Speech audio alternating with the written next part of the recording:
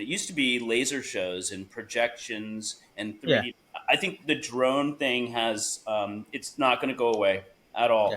It's got a cool factor and a wow factor, and and it's difficult. There's a lot of it takes a lot of regulations. planning Yeah, and a lot of programming, but done with precision, it's just impressive, and you can yeah, and do it make a sign in the sky. I mean, yeah. it's really cool. And the one thing that I think is the biggest barrier in terms of that is it's like the commercials on the earlier days because I mean same as right now, but it costs so much that it's actually something you need to plan on such a long basis and have so much regulations to be part of it. Welcome to the New World Podcast, where we delve into the ever changing and accelerating pace of global change and its impact on our lives. I'm your host, John Paul Flores, broadcasting live from the New World Studio.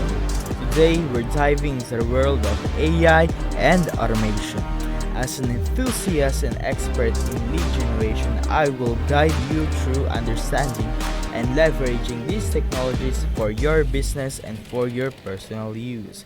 And don't forget, AI and automation might be unstoppable forces, but that doesn't mean you are powerless.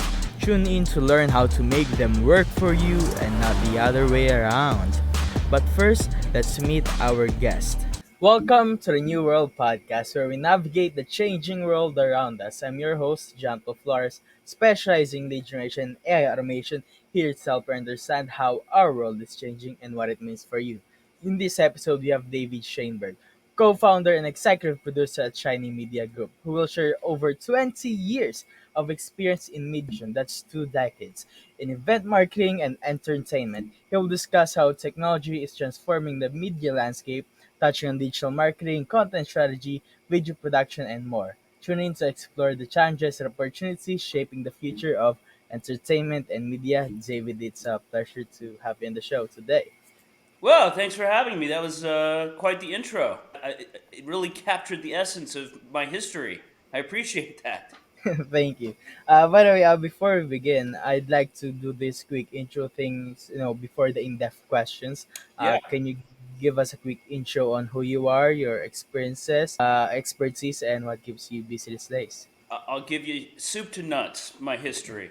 So, I'm David Scheinberg. As you mentioned, I am the owner of Shiney Media Group. People call me Shiny. That's where that comes from. Shiny, very derivative of Scheinberg, but I've been called that my Yeah. whole life. I actually began my career in film production, living in New York City at the time. I originate from Atlanta, Georgia, where I've just recently returned after 30 years almost. I began with a film school classmate in New York who was from Thailand. We started a production company. We shot music videos and commercials in Southeast Asia. And so I really came out of the gates with a very entrepreneurial spirit. I was in my very early 20s at the time.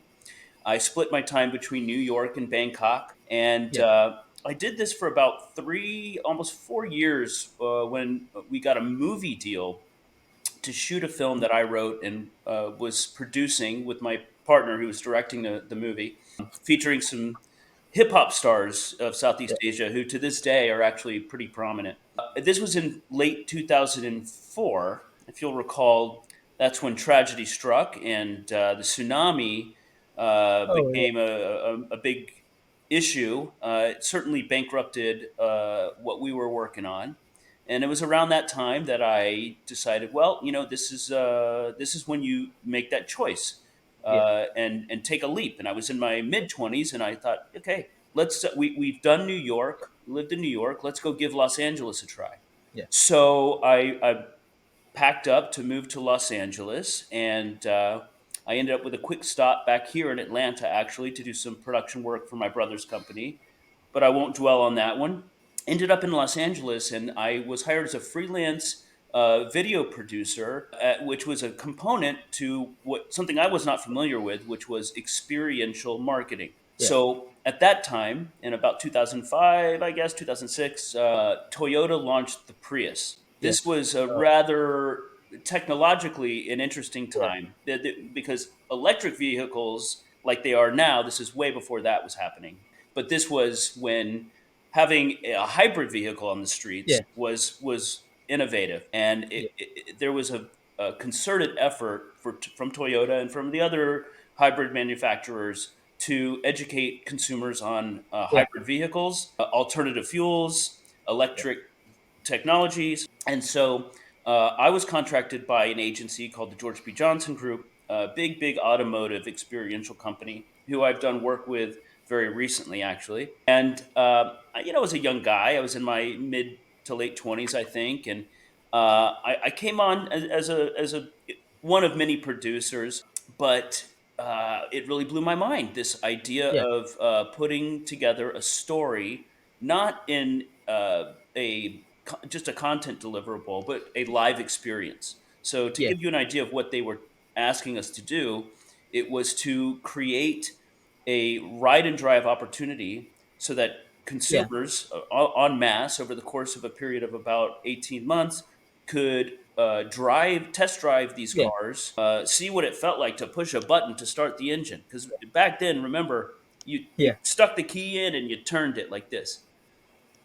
So we built a double expandable trailer, 18-wheeler trailer that basically opens up like a accordion, and you can build exhibits inside. And that's what we did. We built interactive digital and kinetic exhibits that and simulators that yeah, demonstrated what this new technology would be.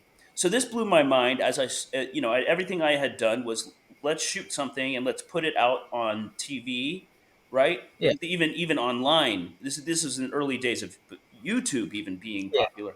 But when I saw that we could put something out on the road, have a mobile tour, and do something experiential, it changed the course of my career. yeah, So I opened up my mind, and instead of being a film producer, I became a multimedia producer, yeah, an experience creator. And that sent me down a path of working with agencies before running my own for yeah, 12 years, being a partner at an experiential agency. Did very well. And it was just right before the pandemic, in fact, that I got out of that business and started Shiny Media Group, which essentially I do all the things that an experiential agency would do, but we don't call ourselves an agency yeah, because we are transparent collaborators. What that means is my partner and I are executive producers, and we have a roster of collaborators, yeah, other production companies, each with different verticals, that we integrate all of those talents into experiences, and that's really how we package ourselves. yeah, So it's not just doing video production or commercials, which is certainly in our repertoire. Usually, what we're doing is we're taking a ton of different technologies, new technologies, and putting them together and packaging them in a matrix that tells a brand story yeah. for their customers in a live capacity. That's a long-winded answer to one question, I think, but I think to give you the whole history, that's how we ended up here. No, so your main method of actually doing marketing is experiential marketing. Correct. Basically, if people don't know what it is, so just want to explain, is the process of creating a hands-on experience for your consumers so that they can create a emotional connection to the product. Correct me if I'm wrong. That is correct. There's more to it because nowadays, because of the data capture Yeah, and the ways that we're doing that. So it used to be hypothetical, and that's just because the technology didn't exist. So we yeah, would do an event, we'd do an experience, we'd be at a convention, you do a pop up, you do something cool, give something away, whatever it is. yeah, And you have a manager there who's running the event and does a report. So we get a report. It's based on how many interactions they think they had, what the feedback was, what are people saying, and you put up a manual report. You know, Generally this gives you an idea of impressions, but not a very accurate ROI. A lot has changed since then. So now, because of data and analysis and the tools that we have, we're able to really capture a lot more on site that yeah. previously was a bit of a guesstimation. So it's a much more precise industry now than it was before. When you were starting out, you started with the Prius, as you Yeah. said. Making a connection for something with a hands-on experience. Yeah, it's really great concept, but how can you actually do that for not just a new model of a car, but Mhm. to a whole new concept of an idea? This whole new level. Well, that's where the creativity comes in, Yeah, right? So you've got to immerse yourself in what's available in the world. And yeah, that's where, and maybe I'm leading into questions that you're going to ask me anyway when it yeah, comes to what is the involvement with AI, for example. So yeah, throughout my career, I've had to be on top of whatever's coming out. What we do is we look at that and go, how do I use it? yeah, Now, what do we do with this? How do we take this and leverage it to come up with a really cool concept? So, to yeah, answer your question directly, that's where the creativity lies. It's coming up with interesting, unique ways, and you kind of alluded to this, but it's yeah, not always about a new product or a launch of a new product like Prius, for yeah, example.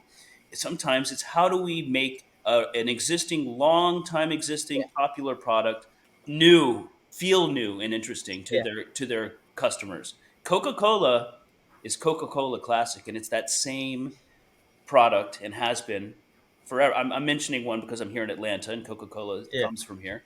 But that's the thing, right? Now, how do we take Coca-Cola and make Coca-Cola a new experience? That's the challenge. That's what this industry is.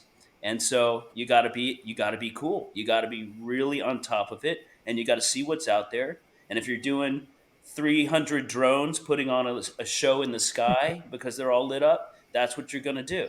Like you just gotta think outside the box. That's what this game is. So I like to. It is marketing, but really it's creative media production more than anything. That's what drove me into it as a guy who started out thinking I'm going to be a movie producer, right? So yeah, it's an interesting path for people who have that creative itch. It's a path I didn't expect, but once I discovered it, I found a home with it, and I've been there ever since. Creativity is a very rare thing, and a lot of people say they are very creative, but we all know that that's not true for most people. How can you actually foster your creativity, especially if you think you have a potential on creativity? How do you foster it? You have to commit to it because the thing is creativity on its own is not going to get you paid out of the gates most likely, and Absolutely. frankly a lot of people fall into more reliable industries, Yeah, like being a CPA, go to law school. You pretty much know the life you're going to get. I think it's more of a roll of the dice when you get into the creative sphere. So the real thing is going, where am I going to find my place in life and my joy in life? yeah, And if it really is creativity, that's how you foster it, by committing to it, by immersing yourself into it, and knowing you're going to have some lean days, maybe, especially yeah, as you find your track, your proper track. But once you hit your stride, the confidence that you earn from that fosters creativity because you trust your ideas. yeah. And also, you have to be willing to collaborate and compromise and utilize. I like to say utilize other people's ideas. So it's interesting. So you got to believe in your ideas, but you also have to be able to incorporate other people's and collaborate because that's how the best products come about. You said you basically help advertise Prius, which is a new product, and you also know how to make an old product seems like something new. Yeah. On all these concepts, and I'm sure there's a lot more. What's the kind of concept or type of promotion production do you actually like the most? Well, that's an interesting question. The one I like the most is the one I haven't done yet. So the challenge of doing something I've never done before is the real answer to that question. Now, if I'm going to look back historically on what my accomplishments and what I have probably appreciated the most, it would have to probably be what I've done in the airport space, and that has less to do with the creativity necessarily than the specificity of that space itself, the challenge of getting into that space, and how Yeah, I've committed to becoming an expert in how to do that. In fact, it's been a huge career piece for me. There, and I'm talking about doing brand activations, live events inside of airport terminals. As you can imagine, just from out of the gates, a security. concern, right? How do you do that logistically, and how do you negotiate that with an institution that in an org has very intense procedures that they don't want to muck up, right? yeah, So I would say, I've made some things happen in that space that I don't think any other producer that does what I have done has really been able to do. And very often, when some of these folks, big agencies, will hit a wall, my name will pop up, yeah, and so I take a lot of pride in that. And so I would say that things that I've done in the airports have been the ones that I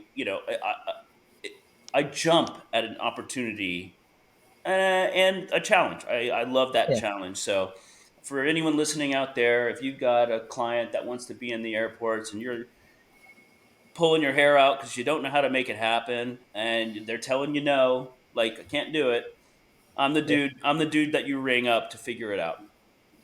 You know, as you said, there's Jones, and I think that's one of the most interesting way to deliver content as of right now, just because of how rare and how difficult it actually is to facilitate something like that.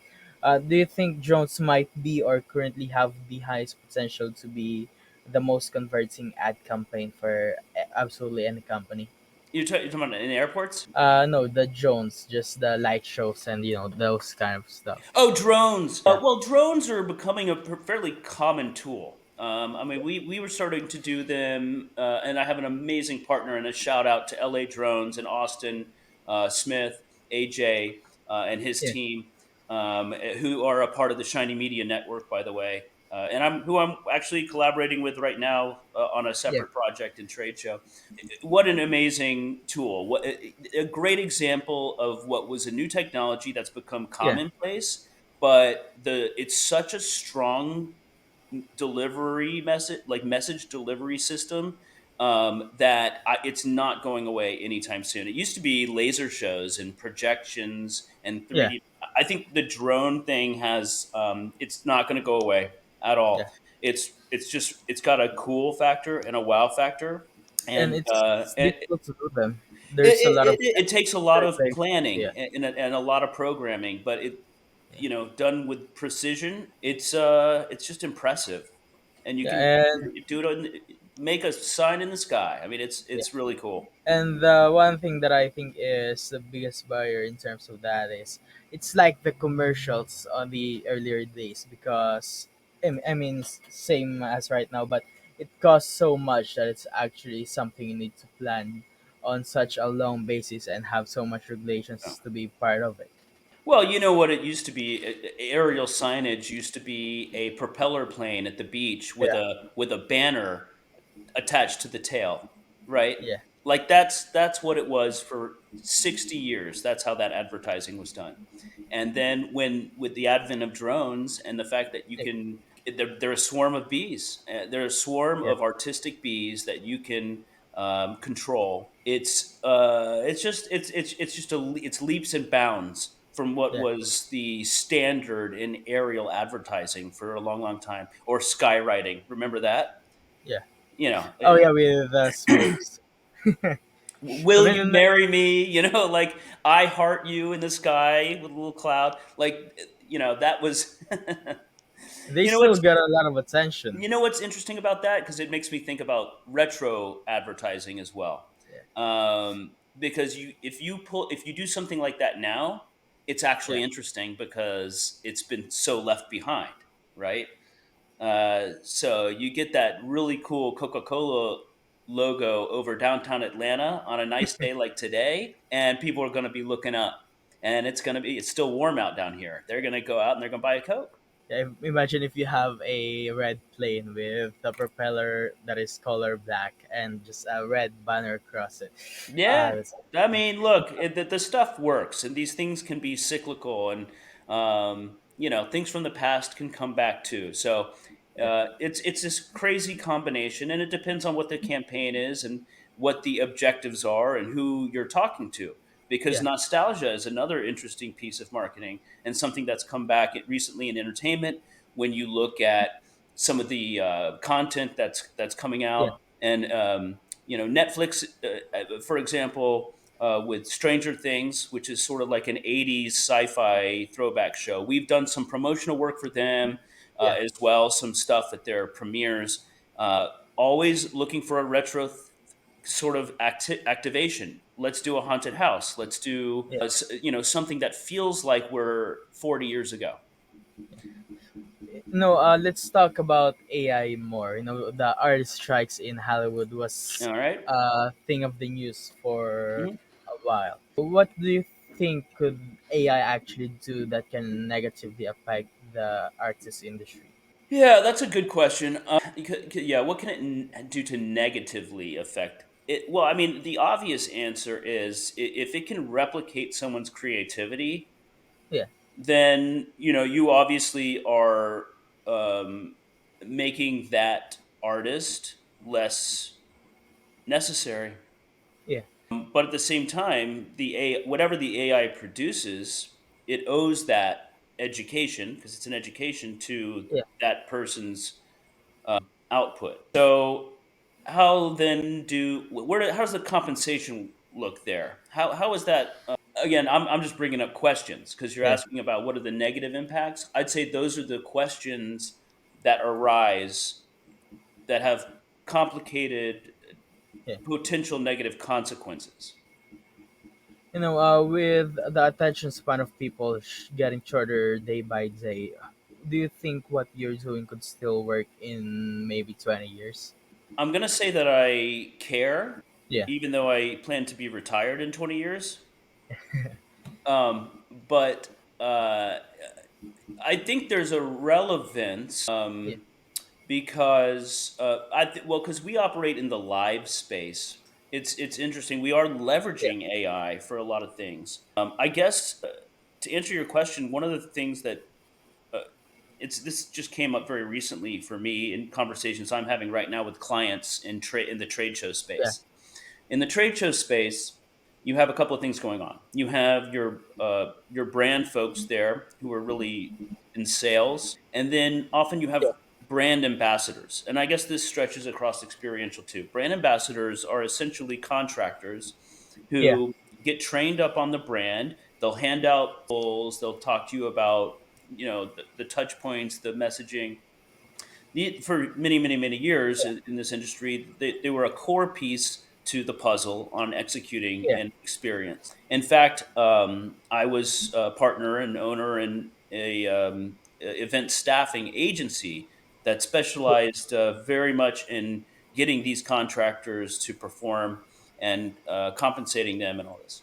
yeah, What AI has done, especially with even just chatbots, but yeah, not even considering the fact that there are now holographic versions of this, by the way, that we're looking very really, much into, and that's why I said we're talking about it right now.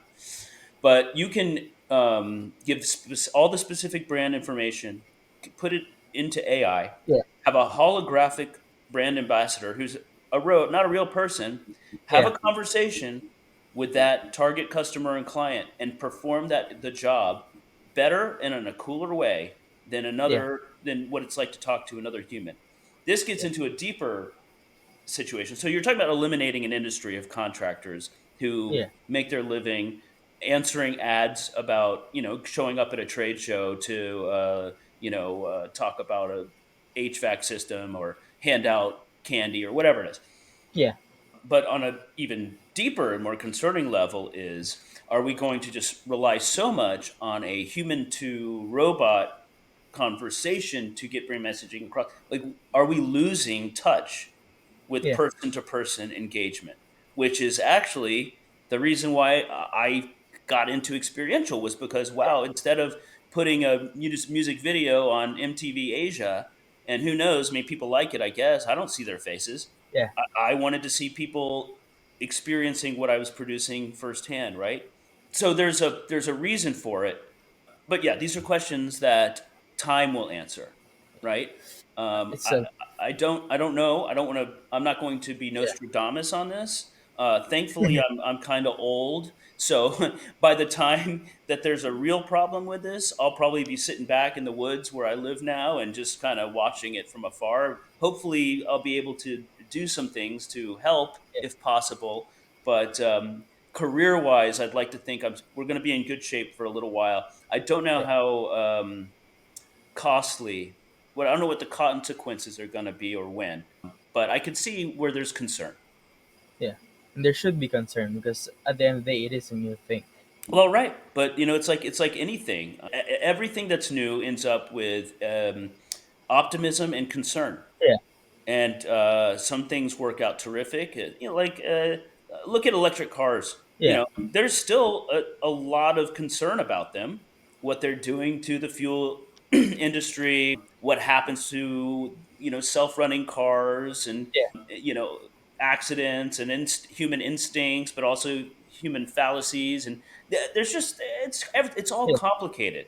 Every invention, you discover something's not good for you after a while. Like, who came up with asbestos? Like, you know what I mean? This is what humanity is. We come up with shit and we put it out into the universe and we try to make money on it, and then we find out it might not be that good for you, and then you try to fix it, right? I mean, yeah, this you could take this conversation into global warming and the planet and all this, and that yeah. different people have different perspectives on it. So I think that this conversation is just ongoing until the day the planet explodes, because it's human nature, and then it's human nature to argue about it, to discuss it, to try to fix it. We'll be doing this forever. Yeah, I think one of the most interesting things, I've spoken to a lot of people who are experts on AI. I think one of the biggest concerns, or at least the things that they are worried about, is as you said, we are humans. We are gonna go with human nature. We make Mhm. something, let's say agriculture. We invented agriculture, then people got obese, then we are trying to optimize it, so Yeah. we created something. It got so great that we actually need to lower it down and fix it. And Yep. I Yep. think their concern is that what if we create AI in such a way that it becomes so powerful that if we try to actually control it, it fights back. Yeah. I mean, Yeah, look, it's not a new concept. I mean, yeah, look, look, that's like the yeah, oh, but the Terminator, like everyone says yeah, that. And yeah, I mean, obviously that's something that the concept of AI is not new. It goes yeah, back many, many decades. It goes back to forever ago. The first computer, like back in yeah, the 40s, they were like, AI will kill us one day, right? If it ever becomes self-aware. yeah, Yeah, of course, I mean, it's a concern. Now we're just much closer now than yeah. ever before, right? I Like, mean, you should be excited and look for opportunities on how you can maximize the potential of it, because you will not be able to actually do anything about it if it is gonna do that. I mean, maybe that's the big thing to invest your time in, is Yeah. the defense system. Like, start working on that now. Let's plan on AI starting the war to end all wars. And can we start developing our defense system now, right? Like, which I'm sure, by the way, Yeah. and maybe this sounds like, what a conspiracy. I bet you that's happening. I bet Yeah. you there are people devoting their time, teams of people devoting their time to a response should AI get out of control. I'm just gonna stack guns. Well, is there so that you moved to Arkansas because of the nature? Oh, I'm in Georgia, Oh, actually, but that is a big part of it. Yes, I was in Los Angeles for almost 20 years. yeah. I did it. I did it. I guess you get to be a certain age, and then your lifestyle change. I started a family really late. Yeah. I have a almost 2-year old, and I'm 45, and Yeah. my wife's pregnant, so I got another kid coming. I grew up in Georgia, and Yeah. close to nature, but also close to a big city, so kind of best of both worlds. And Oh, say. yeah, I just think it's a great way to grow up. So it's not really about me anymore. I'm not running around on the Sunset Strip in Hollywood, and I've already done the partying and the wild times, and so it was really I'm just more invested in peace and quiet and a healthy place for kids to live. I think that's one of the best environment, actually, be in the city, but actually have nature close to you. Next to me is basically a small forest, and I'm in the city, Mhm. so I guess Yeah. that's basically where you are right now. I'm in the forest, Yeah, but I'm about 45 minutes driving to downtown Atlanta, which is a really big city. So um, I'm a little opposite. I'm in the forest, but yeah, if I want to go into the city, it's very accessible to me. yeah.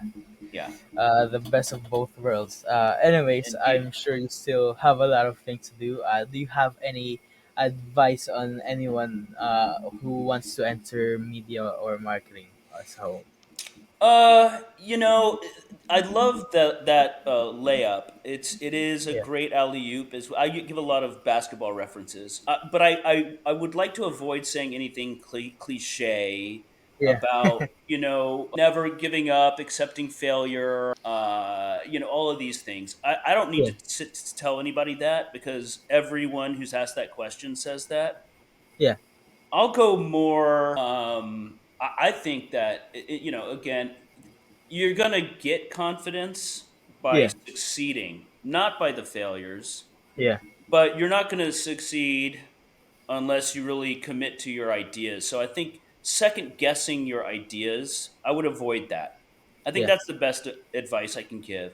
If you really believe that your concept is yeah, uh, a winner or valuable, voice it. yeah, Don't be shy or afraid to share an idea, even if it conflicts with what the yeah, room is saying. It doesn't hurt. You can get yeah, rejected; it's fine. But yeah, don't give up on your concepts. yeah, It's okay to have bad ideas. I guess is the point. You can just do it. Just commit to it, and don't keep it to yourself because that those are wasted ideas. yeah.